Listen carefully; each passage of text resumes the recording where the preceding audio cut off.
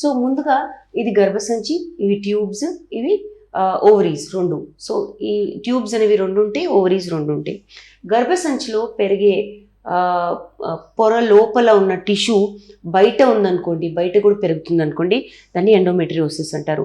ఈ టిష్యూ ప్రభావం ఎలా ఉంటుందంటే ప్రతి పీరియడ్కి ఈ టిష్యూ పెరుగుతూ ఉంటుంది గర్భసంచి లోపల. ఎందుకంటే పిండమన్నా రావాలి, అక్కడ ఇంప్లాంట్ అవ్వాలి, లేదా పిండం లేదనుకోండి, అలాంటప్పుడు బ్లీడింగ్ పీరియడ్ వచ్చేస్తుంది. కాకపోతే ఈ టిష్యూ పెరుగుతున్నప్పుడల్లా ఈ టిష్యూ కూడా పెరుగుతుంది, బయట ఉన్న టిష్యూ ఓవరీస్ మీద, ఫెలోపియన్ ట్యూబ్స్ మీద, పెల్విక్ ఏరియాలో.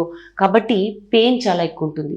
సివియరిటీ ఎన్ని చోట్ల ఈ ఎండోమెట్రియోటిక్ టిష్యూ ఉంది, దీని ప్రభావం ఏంటి, ఎంత డీప్గా ఉంది, దాన్ని బట్టి పెయిన్ కూడా ఉంటుంది. దీన్ని డిస్మెనోరియా అంటారు. పీరియడ్ అప్పుడు పెయిన్ డిస్మెనోరియా అంటారు. కాబట్టి ఎండోమెట్రియోసిస్ వాళ్ళకి డిస్మెనోరియా అనేది చాలా ఎక్కువ ఉంటుంది. డిస్పరోనియా కూడా ఉంటుంది, అంటే పెయిన్ డ్యూరింగ్ ఇంటర్కోర్స్, సెక్స్ చేసేటప్పుడు కూడా ఈ పెయిన్ ఎక్కువ ఉంటుంది. ఇక్కడ చూడండి, ఈ ఓవరీస్ పెల్విక్ ఏరియాకి అటాచ్డ్ అయిపోయినాయి, ఈ ట్యూబ్స్ మీద ఉన్నాయి. సో ఈ ఆర్గన్స్ కూడా చాలా డిస్టార్ట్ అయిపోతాయి. ఏవి ఎక్కడ ఉండాలో ఉండకపోతున్నప్పుడు ఇంటర్కోర్స్ చేస్తుంటే చాలా నొప్పిగా ఉంటుంది. ఈ సివియరిటీ బట్టి ఈ పెయిన్ కూడా ఉంటుంది. యూజువల్గా ఎండోమెట్రియోసిస్ ఈస్ట్రోజన్ ప్రభావం వల్ల అవుతుంది. సో హార్మోనల్ ఎఫెక్ట్ చాలా ఉంటుంది. ఈస్ట్రోజన్ పెరుగుతూ ఉన్న కొద్దీ ఈ టిష్యూస్ కూడా పెరుగుతాయి, అండ్ బ్లీడింగ్ అవుతున్నప్పుడు ఈ పార్ట్స్ కూడా బ్లీడ్ అయినప్పుడు పెయిన్ కూడా ఎక్కువ ఉంటుంది. జెనెటిక్ కారణాల వల్ల కూడా ఎండోమెట్రియోసిస్ ఉండొచ్చు.